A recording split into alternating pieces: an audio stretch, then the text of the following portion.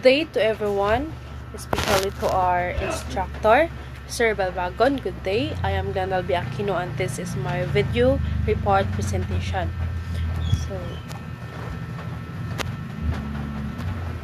ang topic nga gi-assign sa ako is about a drug test. So, unsa ang drug test? Ang drug test is a medical or technical analysis to use to detect the presence of drugs or metabolites in the person's body. So naay mga types sa test para ma-detect ang drug, like chemical drug test. So unsa ang drug test? Ang drug test refers to the use of chemical methods to detect the presence of drug sample. So, opium and derivatives. Marquis test. A Marquis test is a test used to check for opium and drugs like morphine and heroin.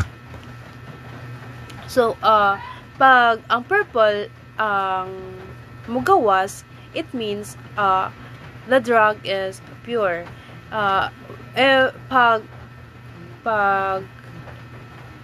When mixed with apinamine, ang mugawas na color is orange brown. So let's proceed to the barbiturates.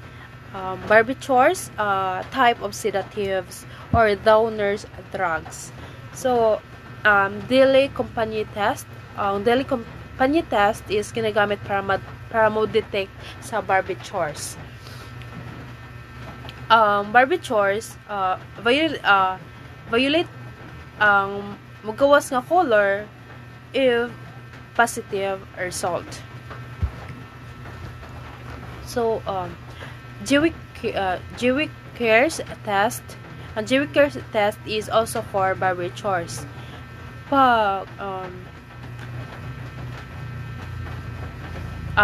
Turn bright green for thiobarbiturates, a different kind of barbiturates. So the next is marijuana. So unsa ang marijuana? Ang marijuana is a drug made from the dried leaves, flowers, stem, and seed for the of the cannabis plant.